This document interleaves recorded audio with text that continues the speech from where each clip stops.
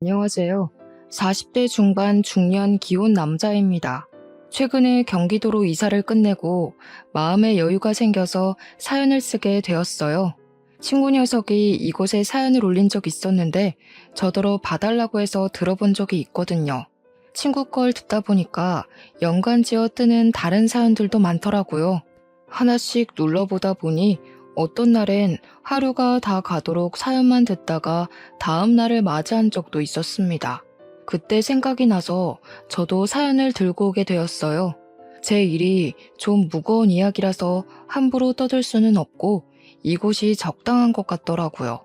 어떻게 쓰는 건지 방법은 여전히 잘 모르지만 그저 아저씨 얘기라고 생각하고 들어주셨으면 합니다. 제게는 늘 감사한 2명의 자식이 있습니다. 그중 유독 아픈 손가락인 아들이 하나 있는데요. 저는 일찍이 아내와 사별하고 10년간 아내를 잊지 못해 그리워하면서 산 사람이에요. 아내가 남기고 간 유일한 보물인 우리 아들과 단둘이 버티며 살아갔죠. 아내가 떠나자마자 삶을 포기하고 싶을 만큼 슬픔을 감당해야 했던 제게 유일한 인생 목적이 되어준 건 바로 제 아들입니다. 저와 아내 사이에 자식이 없었다면 저도 아마 고민 없이 아내를 따라갔을지도 몰라요. 아내가 두고 간 소중한 아들만큼은 엄마 없는 슬픔을 덜 느끼게 해주고 싶어서 정말 악착같이 일을 했고 그렇게 일하다 보니 저의 사업은 대성공하게 되었죠. 직진만 했을 뿐인데 다행히도 행운이 저를 따라주더라고요. 덕분에 저는 아들을 전폭 지원하며 키우는 데에 무리가 없을 만큼 벌이를 했고 다행히 아들도 바람직하게 커졌습니다. 그동안은 시골 부모님 댁에 아이를 맡긴 뒤 아이 유치원 때쯤 제가 데려와 손수 육아를 했어요. 근데 문제가 제가 출근을 할 때는 아들 밥을 챙겨줄 수 있지만 퇴근을 할 때는 아들 끼니를 챙기기가 어렵더라고요. 그래서 초반에는 베이비시터를 둬야 하나 생각을 했습니다. 어린 아들을 무릎에 앉혀놓고 의견을 물었더니 아들이 처음 보는 사람은 싫다고 해서 따로 시터 고용은 안 했어요. 대신 제 부하 직원을 유치원에 보내 회사로 데려오라고 했고 제가 마칠 때까지 아들은 제 사무실에서 얌전히 놀다가 같이 귀가를 하곤 했어요. 당시엔 아들이 유치원생이었던지라 삭막한 회사 분위기가 갑갑했을 텐데도 생떼를 부리지 않더라고요. 그게 얼마나 고맙고 미안했는지 모릅니다. 그렇게 저는 제 아들이 초등학교에 입학하고 이제 막 막바지 학기를 다니고 있을 무렵까지 무난한 세월을 보냈어요. 심심한 세월이었지만 그만큼 저와 아들 사이에 안정이 깃든 것 같아서 좋았습니다. 계속 그대로였다면 나쁘지 않았을 텐데 어느 날 제게 예고 없이 새로운 인연이 불어왔어요. 그게 바로 아들의 담임 선생님입니다. 저보다 4살 정도 어렸던 선생님을 처음 봤을 때 겉모습부터 제 아내와 비슷한 점이 참 많아 보였어요. 목소리나 웃는 모습, 조신한 말투의 행동까지 죽은 제 아내를 떠올리게 하는 면들이 다분했습니다.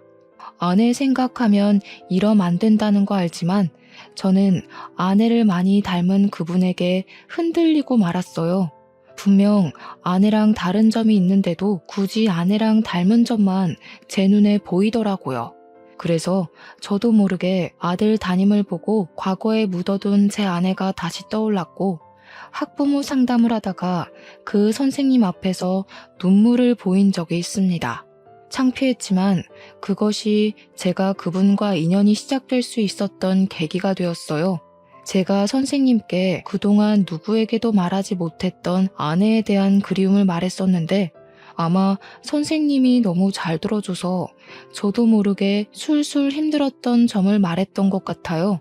그 뒤로는 선생님이 제게 먼저 연락하면서 안부를 물었고 늘 혼자 있을 제가 적적할까봐 사람 사는 맛을 느끼게 재밌는 농담도 많이 해주었어요.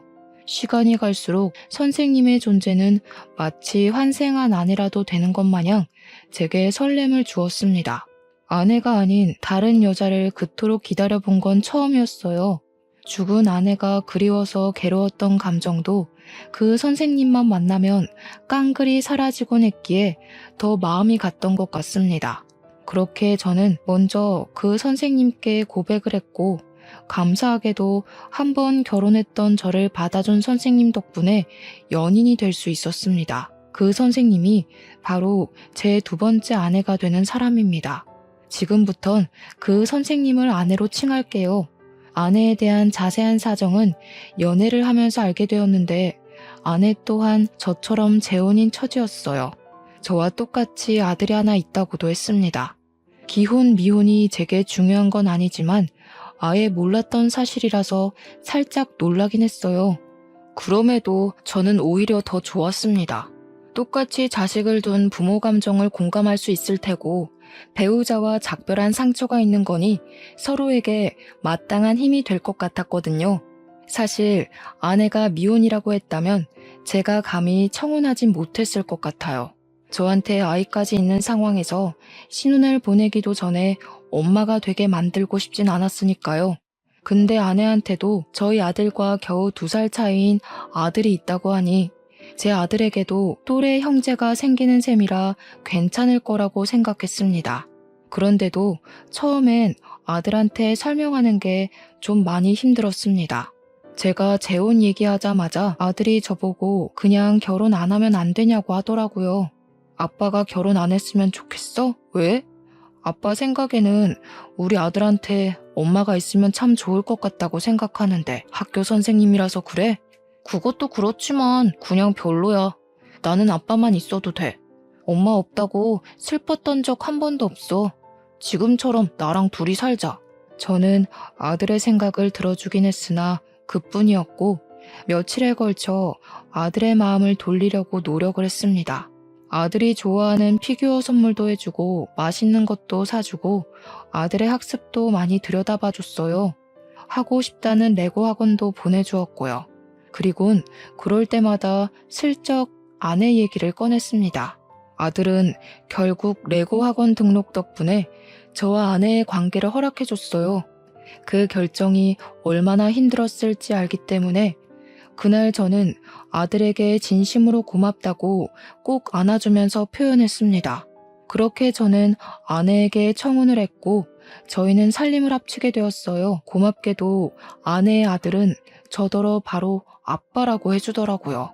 아내 아들은 낯가림이 덜한 편인 것 같았습니다. 반대로 저는 아들이 저와 아내의 사이를 허락해줬다고 해서 아내를 바로 엄마로 받아들일 거란 기대는 안 했어요. 역시나 아들은 자기 담임 선생님을 갑자기 엄마라고 부르려니까 많이 낯선 것 같더라고요. 게다가 없던 동생이 생긴 것도 좀 불편해했고요. 저희 아들이 낯을 많이 가리는 편이라는 건 이미 베이비시터 싫어할 때부터 느끼긴 했습니다. 당연히 재혼 가정에선 자식들이 가장 적응 못하는 게 당연한 거란 말을 들었기에 아들에게 따로 잘 지내보라고 강요하지도 않았어요. 근데 아들의 고심이 길어질수록 저보단 아내의 마음이 더 안 좋을 것 같더라고요. 미안해요. 애가 원래 마음의 문을 잘 안 여는 타입이라. 아마 시간 지나면 분명 우리 가족 받아들일 거예요. 내가 아들한테 결혼 허락받는 것도 오래 걸렸지만 해냈잖아요. 당연하죠. 그런 것도 모르고 이 결혼했을까 봐요. 걱정도 많네요. 저랑 첫째 사이는 우리가 알아서 할 테니까 당신은 하는 일에만 집중해요. 요즘 회사 바쁘잖아요.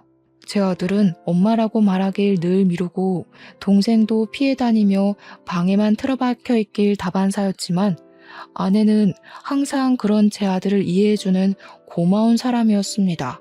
아내와 재혼을 하기 전만 해도 저는 아들밖에 모르고 아들만을 위해 사는 사람이었는데 아내를 만나고 나서부턴 저 또한 누군가에게 오랜만에 챙김을 받으니까 노고가 확 풀리는 느낌이더라고요. 제가 미처 못 챙겨줬던 엄마의 몫까지 아내가 나서서 제 아들을 신경 써줬어요. 저는 그게 항상 분에 넘치게 고마워서 아내에게 더 잘했습니다. 그래서 아내한테 앞으로 내가 번 돈으로 충분히 내 식구 잘 살 수 있으니 일도 이제 그만하고 집에서 가정에만 충실해 줄 수 있냐고도 물었어요. 제가 용돈이랑 생활이 줄 거고 집안일도 절대 관여하지 않겠다고 자유롭게 지냈으면 좋겠다고 권유를 했거든요. 그러니 다행히 아내가 좋다고 해주더라고요. 자기 커리어를 과감하게 버려야 하는 부분이기도 한데 아내는 흔쾌히 우리 가족을 선택해 주었습니다. 아내는 정말 마음씨가 좋아서 혀를 내두를 정도로 제게 내조를 했어요.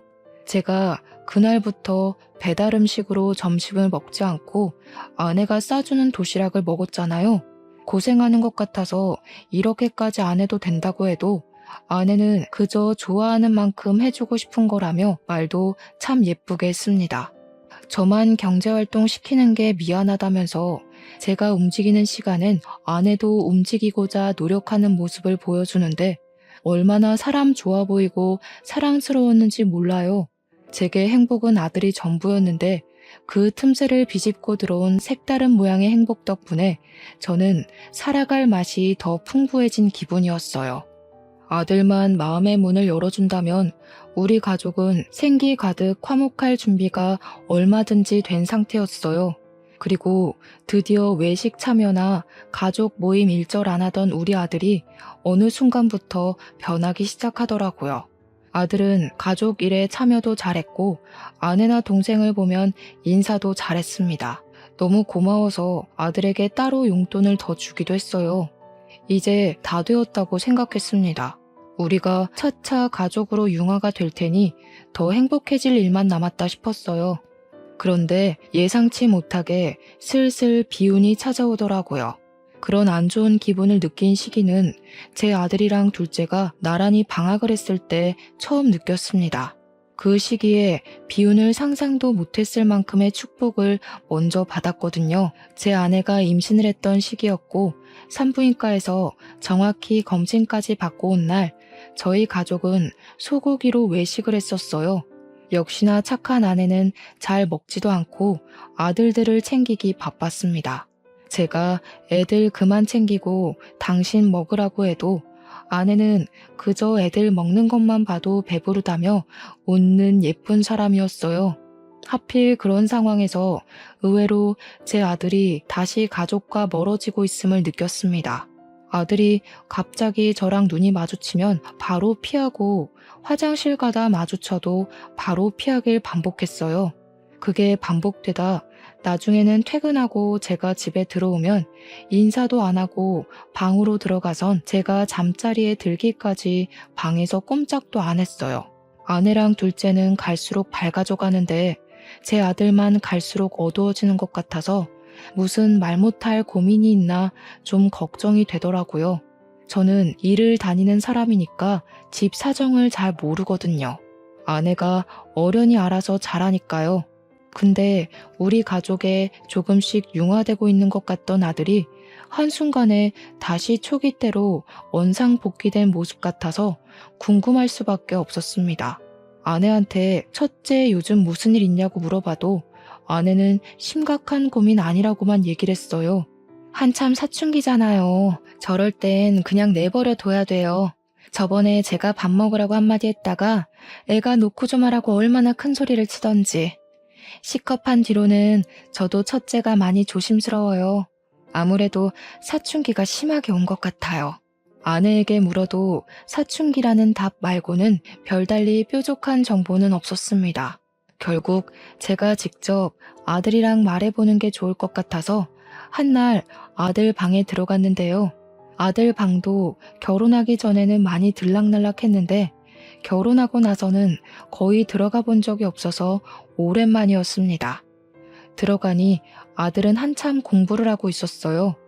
제가 들어가도 누가 방에 들어왔는지 확인도 안 했고 오히려 더 책에만 눈을 박았더라고요. 그게 꼭 아무랑도 말하기 싫다는 의사표시로 보였습니다. 공부를 방해하면 안 될 것 같았지만 당시 시간을 잘 낼 수 없던 저는 시간이 난 김에 아들과 대화를 하고 싶었어요. 제가 조심스레 아들에게 말을 걸자 아들은 저를 의외의 인물 보듯 눈을 끔뻑거리며 쳐다봤어요. 아, 아빠였어? 하는 물음마저 저를 의문스럽게 만들었습니다. 아빠가 너무 오랜만에 아들 방 찾아왔지? 그동안 바빠서 인사도 잘 못했네. 아빠인 줄 몰랐어? 혹시 엄마 기다린 거야? 아니, 정신 나갔다고 그 아줌마를 기다리겠어? 나 그 아줌마 싫어. 제발 내 방에 함부로 좀 들어오지 말라고 해. 그리고 나 이제 밥도 따라 먹고 싶어. 그 아줌마 가식 떠는 거 보기 역겨워. 아들이 망설임 없이 아내를 아줌마 취급하며 욕을 하는데 그런 아들에게 오히려 제가 서운함을 느꼈습니다. 좋아져가는 가정 분위기에 찬물을 끼얹은 아들이 밉기도 했고 아들이 조금씩 아내랑 둘째를 받아들이는 줄 알았는데 사이가 더 틀어져 버린 것 같아 실망하기도 했기 때문이죠. 그래도 최대한 화는 내지 않으려고 했습니다. 아들에게 차분차분 엄마라는 존재를 이해시키려고 애를 썼어요. 엄마랑 동생도 다 너처럼 우리가 낯설어. 너만 그런 거 아니야.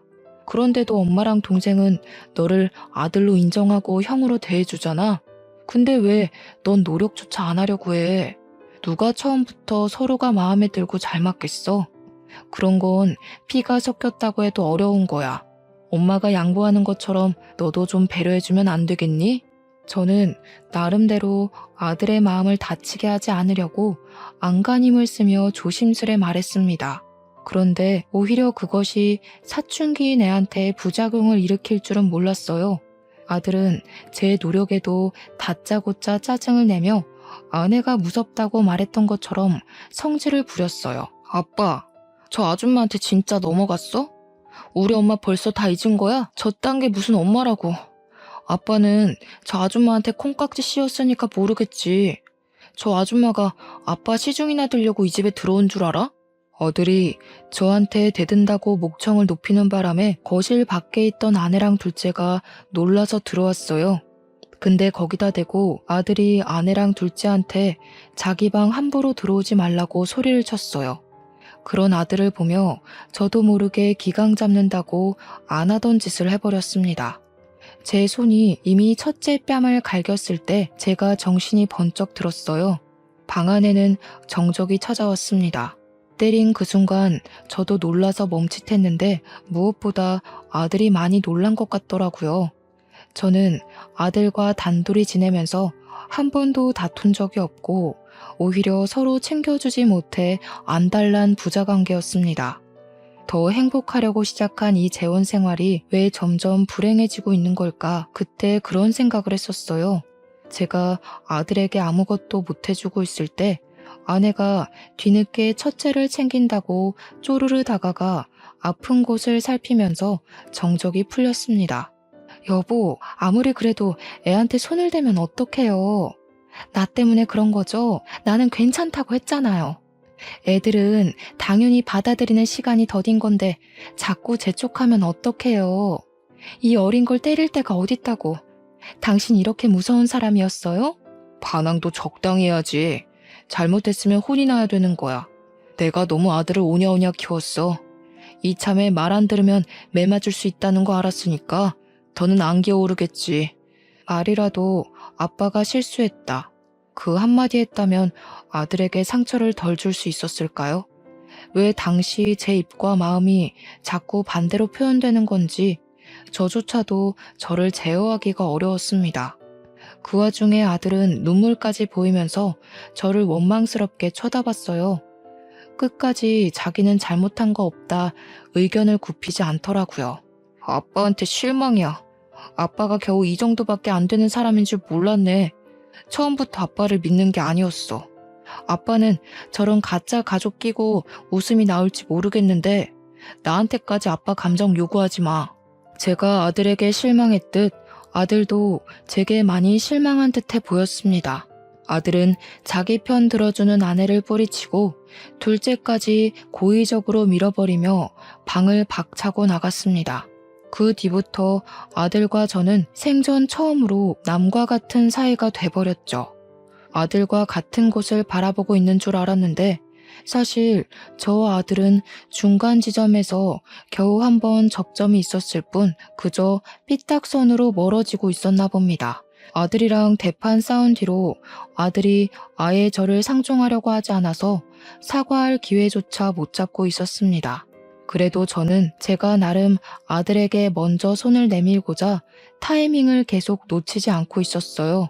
그렇게 시간이 지날수록 아들에 대한 서운함은 다 사라지고 그저 제가 어른으로서 좀 더 포용적이지 못했다는 생각에 자책만 되었습니다.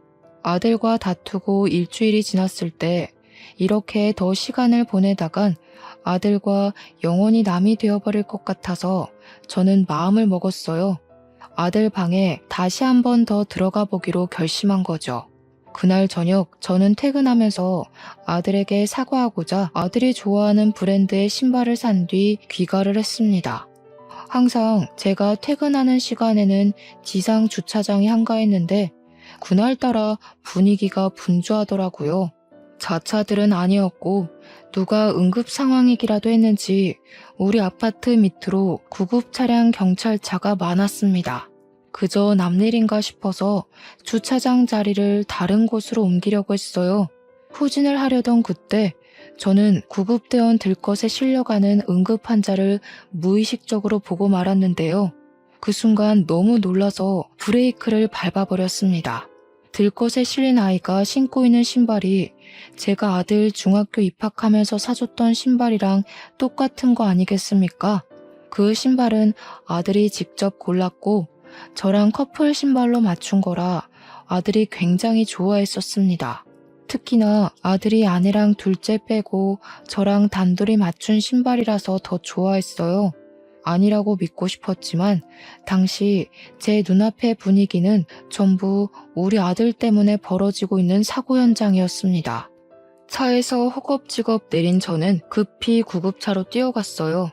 무슨 정신인지도 모르고 구급대원들을 밀치면서 그 안에 실린 환자를 확인했습니다. 거기까지 뛰는 순간에도 제발 우리 아들은 아니길 바랬는데 미동도 없이 피로 칠갑된 그 어린아이는 제 아들이 맞더라고요. 우리 애가 맞는 걸 알고 저는 정신 나간 사람처럼 이성을 정말 놓아버렸습니다.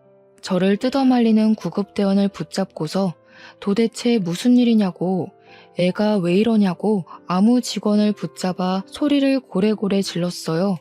그 어떤 말도 침착하게 듣기 어려웠던 정신이어서 당시 구급대원이 뭐라고 얘기했는지 정확히는 기억이 안 나고요.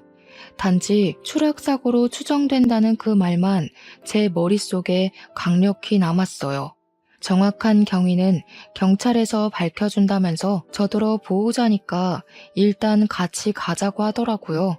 추락사고라니 이게 무슨 일인가 싶었습니다. 대체 왜 우리 아들이 어쩌다가 당장 모든 사실을 알아내고 싶었지만 제가 미처 그런 깊은 내막까지 파악할 정신은 없었습니다. 그저 피로 범벅된 우리 아들 손을 잡고 제발 목숨만 살려달라 그렇게 빌고 빌기만 했어요. 아들이 예전에 저한테 이런 가짜 가족이랑 살 바에는 죽는 게 낫겠다. 성인 되면 가족이랑 연 끊을 거다. 이런 소리를 한 번씩 했었는데 그것 때문에 스스로 나쁜 생각을 했던 걸까 싶었어요. 제 선에서 생각할 수 있는 최대한의 예측은 그것뿐이었습니다. 만약 그 사실이 맞다면 너무 준비도 안 된 아들한테 제 방식을 밀어붙인 것 같아서 죄스러웠어요. 자책에 빠져있을 동안 어느새 병원에 도착했고 아들은 빠르게 수술 준비에 들어갔습니다. 그리고 그 뒤에 아내랑 둘째가 병원에 나타났어요. 아내랑 둘째는 당시에 장 보러 간다고 집에 없었다고 하더라고요. 그래서 저한테 늦게 연락받고 병원을 온 거였어요. 첫째 사고 소식에 엉엉 울던 아내도 많이 놀랐는지 수술실 앞에서 다리 힘이 풀려 쓰러져 버렸습니다. 태윤아, 대체 이게 무슨 일이야? 엄마가 아직 엄마 노릇도 못 해줬는데. 여보, 우리 태윤이 괜찮은 거 맞죠? 수술만 하면 다 괜찮아지는 거죠? 저는 오열하는 아내를 부축하면서도 위로를 해주지 못했어요. 이미 저도 아들 걱정에 정신을 차릴 수가 없었고 눈이 팅팅 부을 정도로 많이 울었으니까요. 아들이 사고 난 그날이 제 생에서 가장 괴로운 날이었습니다. 아내가 사고로 죽었던 때와는 또 다른 고통이었어요. 그런데요, 저랑 아내가 오느라 정신이 없어서 몰랐는데 둘째가 가만히 저희를 지켜보고만 있더라고요. 희한하게도 둘째는 원래 눈물이 없는 건지 아니면 아직 형제애가 생길 만큼 우리 아들에게 마음이 적었던 건지 자기 형 목숨이 위태로운데도 일절 슬퍼하는 기색이 없었습니다. 오히려 저랑 아내를 이해 못하는 눈빛으로 보는 것 같았어요. 하지만 둘째도 겨우 초등학교 5학년으로 어린 나이였고 이런 상황이 어떤 건지 실감을 못해서 그런 거라고 생각해 넘겼습니다. 그렇게 무사히 수술을 끝내고 나온 제 아들은 장애를 얻게 되었어요. 아들이 지적장애 3급 판정을 받을 만큼 뇌기능이 도태되어 버린 것인데요. 공부 잘했던 우리 아들 생각만 하면 너무 속상한 일이었지만 일단은 살아준 것만으로도 그냥 고마웠습니다. 한숨 돌린 저는 아직 의식이 없는 우리 아들 얼굴을 쓰다듬으면서 한참이나 미안하다고 중얼거렸어요. 제가 여태까지 누굴 위해서 살아왔는데 앞으로도 누굴 위해서 살아야 할지 아는데도 제가 바보 같은 실수를 했다고 자책했고 대답 없는 아들을 향해 아빠가 다 잘못했다고 그렇게 빌었습니다. 그때도 아내가 제게 위로를 해주었어요. 아들이 사고 난 건 제 탓이 아니니 너무 스스로를 탓하지 말라면서 아들이 깨어나면 더 속상할 거라고 말이죠. 그래도 아들을 살려놓고 나니 이제 좀 주의가 보이더라고요. 마음이 놓여서 아내랑 둘째에게 신경 써줘서 고맙다고 했고 오늘은 나만 아들 곁을 지킬 테니 아내와 둘째에겐 집에 가서 쉬라고 했습니다. 아내가 제 곁에 있어주겠다고 했지만 거절했어요.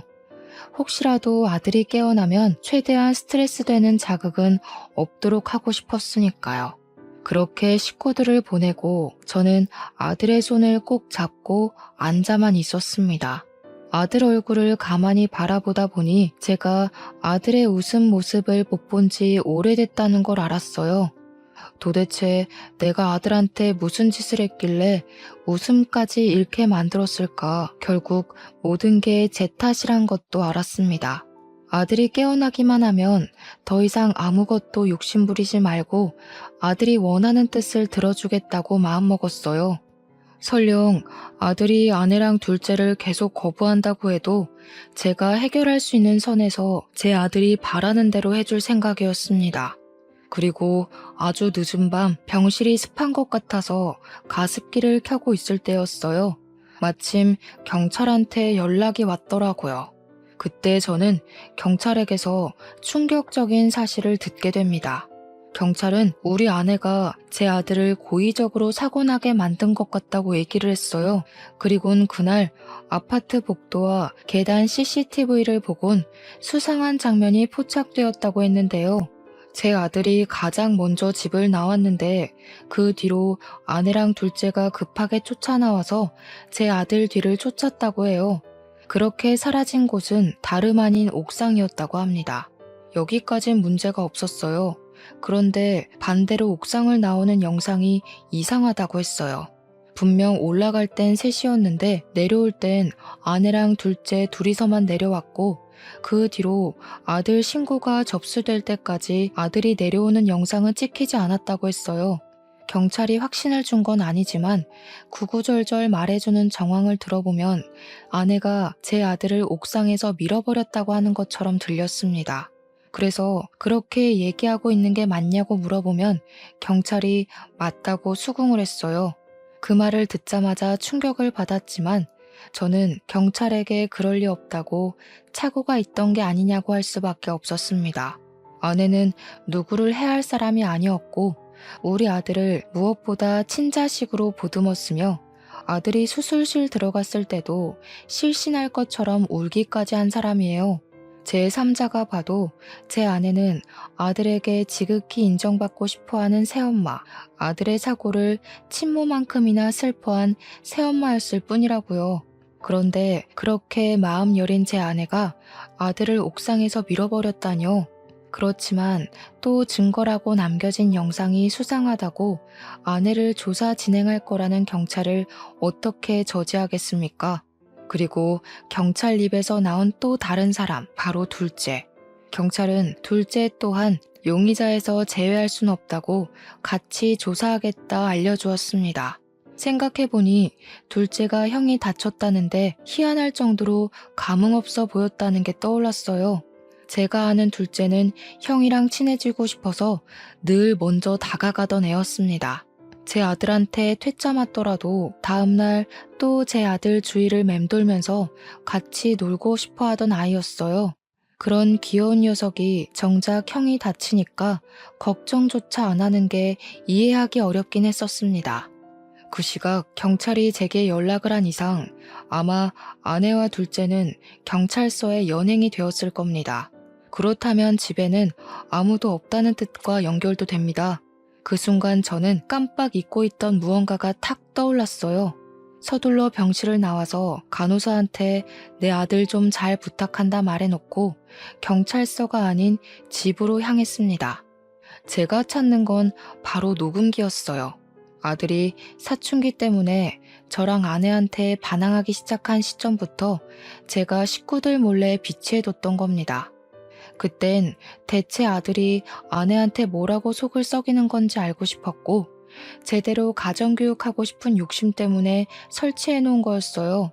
근데 그 중요한 걸 정작 일이 바빠서 잊고 있다가 이제야 떠올리게 됐지 뭡니까? 집에 도착한 저는 급히 아들 책상 밑에 붙여놓은 녹음기랑 거실의 소파 밑에 숨긴 녹음기까지 2개를 다 꺼냈습니다. 배터리는 달아있었지만 녹음된 시간이 아주 길어서 웬만큼 상황은 다 들어있었어요. 저는 부디 상황이 더 악화되지 않길 바라면서 재생 버튼을 눌렀습니다. 아빠가 너 말 믿어줄 것 같니? 네 아빠는 이미 네 엄마 따위 잊어버렸어. 나한테 정신이 나가서 쩔쩔매는 거 보고도 아빠가 계속 네 편이라고 생각해? 그래봤자 아줌마는 뒷전이에요. 우리 아빠 아직도 엄마 못 잊어서 휴대폰에 엄마 사진 갖고 있거든요. 아빠가 아줌마한테 빠졌다고 생각해요. 아빠는 아줌마가 엄마랑 닮아서 착각했던 것 뿐이에요. 저는 보자마자 눈치챘는데 어른이 돼서 그런 것도 몰라요? 보기보다 골이 비셨네. 아들의 막말 뒤로 무슨 둔탁 소리가 잠깐 났는데 그건 아마 아내가 아들의 뺨을 친 것 같았습니다. 조그만 게 되게 건방지네. 뚫린 입이라고 함부로 짓거리지 마. 그래봤자 네 아빠 잘못되면 내가 재산 상속 1순위야. 그때 돼서 잘못했다고 사정하지 말고 지금부터 엄마라고 해. 엄마 같아야 엄마라고 하지. 아빠 돈만 노리는 불려우 주제에. 아빠가 아줌마 실체 알면 바로 아줌마 버릴걸요? 멍청한 아줌마 때문에 자식까지 뭔 고생이야? 쟤도 남의 집 아빠한테 아빠라고 부르기 얼마나 싫겠어요. 저도 그 마음이에요. 아줌마같이 구토 나올 것 같은 사람한테 엄마 소리 아깝다고요. 녹음기에 녹화된 대화 내용은 제가 집에 있는 시간대 말고는 거의 살벌한 얼음판과 같은 분위기였습니다.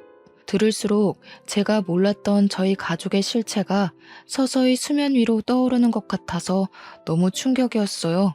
뿐만 아니라 녹음기 수명이 길었는지 아들이 사고 났던 그 당일에도 녹음이 되어 있더라고요. 나 임신한 거 알지? 네 아빠는 이미 너한테 마음 떴어. 앞으로 뱃속에 애까지 태어나면 네 아빠는 지금보다 더 너를 정신 나간 놈 취급할걸? 그러다 결국 호적까지 파이면 어쩌려고 그러니? 네가 잠자코 내 말 따르면 적어도 내가 너 버림받는 거 막아줄 수 있는데. 호적 파시던가요. 저도 아빠한테 말은 해볼게요. 아줌마가 아빠 재산 뺏으려고 벼르고 있다고 하면 아빠가 뭐라고 할지 궁금하네요. 우리 아빠 돈 욕심 부리는 사람 극도로 싫어하는 거 알려나 모르겠네. 어쨌든 녹음도 했으니까 아빠가 제 말을 안 믿진 않겠죠. 아들 말을 끝으로 투닥거리는 소리가 났는데 아무래도 아내가 아들에게 득달같이 달려들어 휴대폰 뺏으려는 소리 같았습니다. 휴대폰 가지고 갑자기 다툼이 벌어지는 것 보니 아들은 당시 휴대폰으로 아내의 실체를 녹음을 했던 것 같았어요.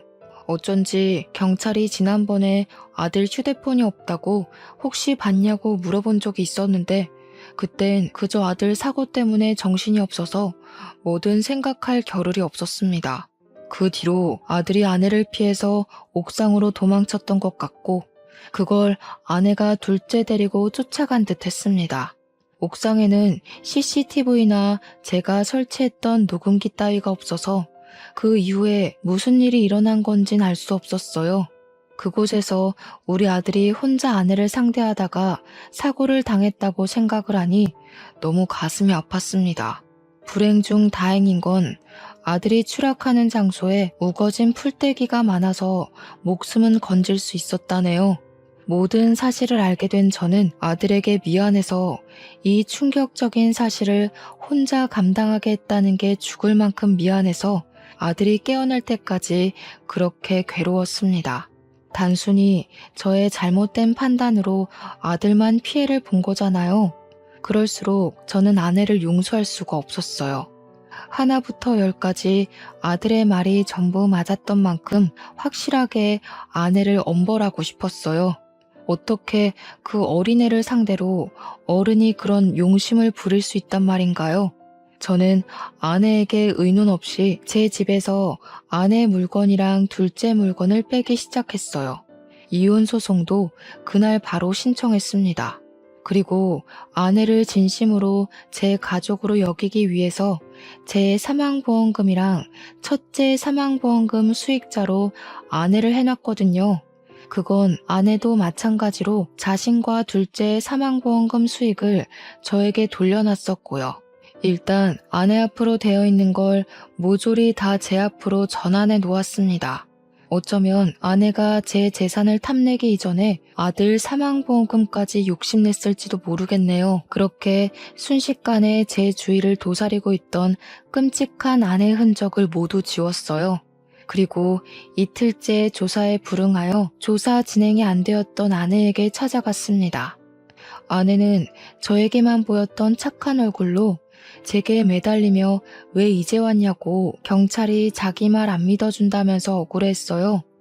아내를 보자 녹음기에서 들었던 악마의 목소리가 겹쳐 보였는데 제가 어떻게 저런 여자를 죽은 제 아내와 같다고 생각했는지 모르겠더라고요. 이혼하자. 내 아들한테 해코지한 살인마랑 한 입을 덮고 자기 구역질라. 대체 돈이 뭐라고 그런 얼굴로 나를 속였는지 모르겠다. 네 애를 생각해서라도 똑바로 살았어야지. 어떻게 너 같은 사람이 선생을 할 수가 있어? 아내는 제 말에 당황해서 일단 모른 척을 하는 것 같았어요.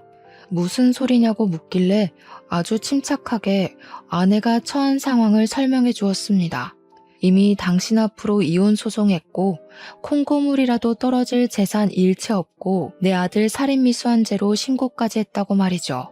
그리곤 아내에게 녹음기 내용을 일부만 들려주곤 경찰한테 그것마저 제출을 했습니다. 멍청이가 아닌 이상 더는 모른 채 할 수 없었을 거예요.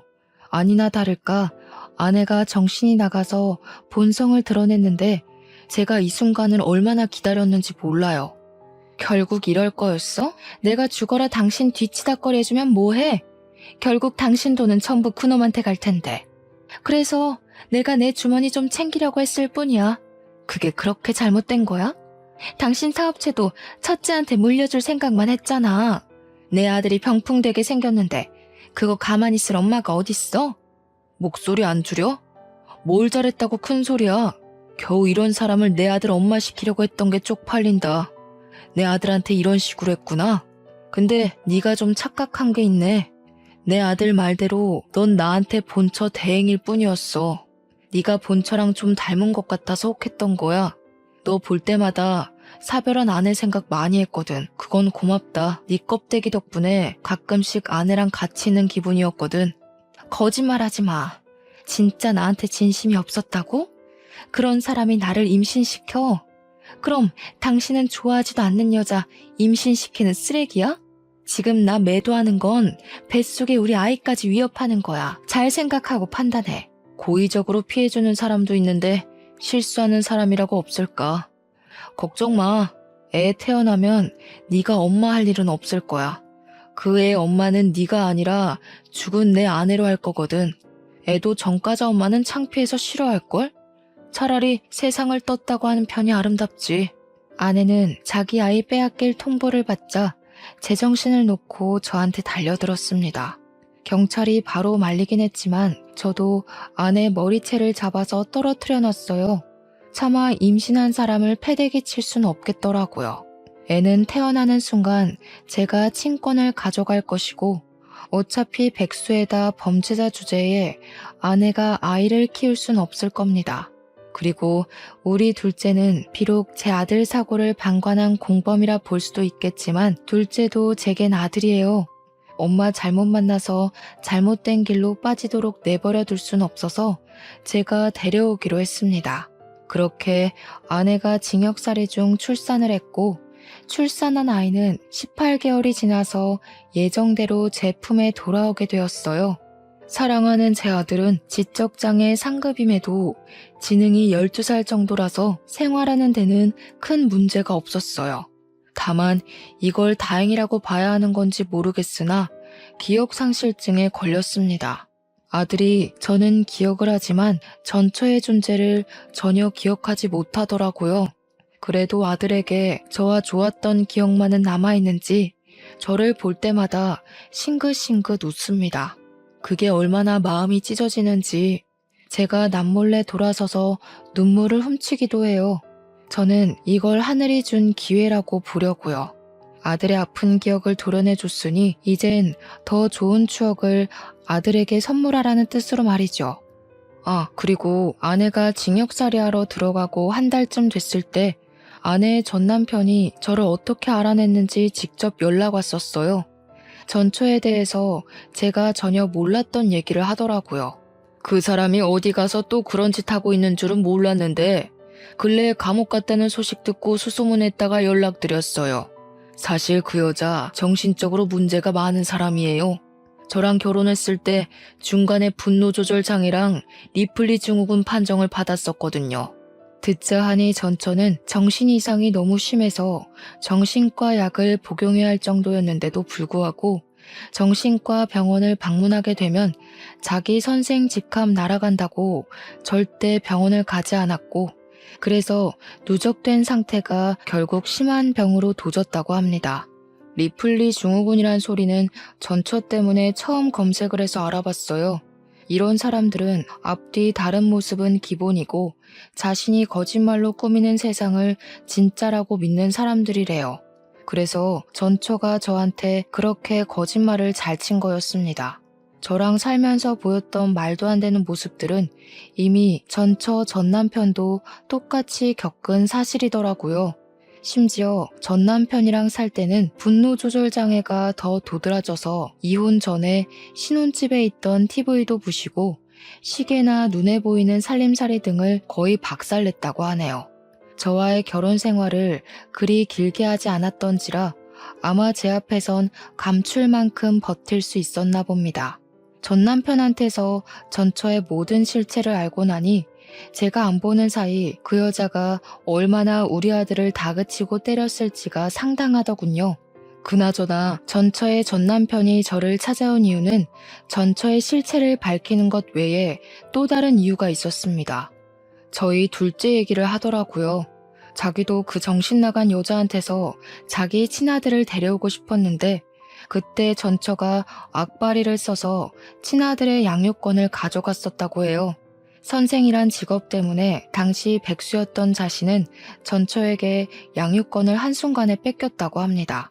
자기가 최대한 법원에서 전처의 정신질환을 고백하고 증언했지만 정신과 진료 기록이 없어서 받아들여지지 않았다고 하네요. 그래서 자기는 여태 친아들을 잊지 못했고 항상 둘째 학교 근처를 기웃거렸다고 합니다. 근데 어느 순간 그 선생이었던 그 여자가 일을 그만두고 둘째도 같이 사라졌대요. 그 뒤로 전혀 소식을 모르다가 최근에 전처가 징역살이를 시작한 걸 알았고 자기 친아들을 이제 자기가 데려가서 키우고자 한답니다. 저는 저와 같은 처지인 전처의 전남편을 보면서 둘째를 친아빠에게 보내줘야겠다고 생각했어요. 그래서 뒷날 그분과 함께 둘째를 만났는데 둘째가 친아빠랑 인사도 하기 전에 먼저 달려와 부둥켜 안더라고요.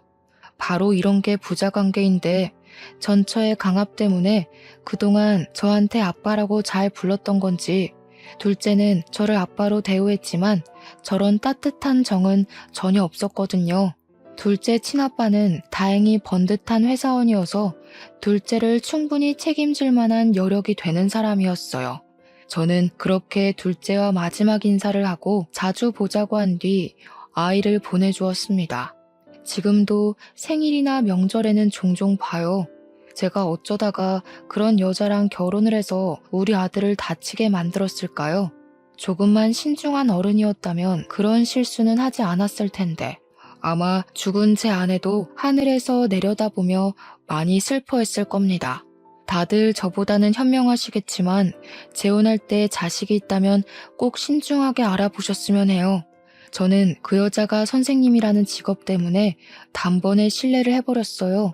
선생이니까 우리 아들한테 더 잘해줄 거라 생각했는데 믿었던 만큼 배신감이 너무 크네요. 오로지 저 때문에 우리 아들은 평생 장애를 짊어져야 되는 인생을 얻었잖아요. 그 자체가 여전히 저를 괴롭게 합니다. 글을 쓰는 지금 이 순간에도 저는 계속 고통스럽지만 그래도 조금이나마 숨통을 열고자 사연으로 올려보네요. 앞으로 저는 평생 아들에게 사죄하며 살 거고 내 모든 건 아들의 것이고 제 목숨을 갈아서라도 우리 아들을 행복하게만 해줄 것을 이곳에다가 각서를 쓴다는 느낌으로 적습니다. 글을 마치는 이 시점에도 제 아들은 또 저를 보며 방긋 웃고 있네요. 아들이 요즘 퍼즐에 잔뜩 빠져 있는데 내일 오후에 교보문고 가서 퍼즐 사주기로 했거든요. 이제 그만 아들과 우리 막내 아기랑 저녁을 챙겨 먹어야 될 것 같습니다. 사연 들어주셔서 감사합니다.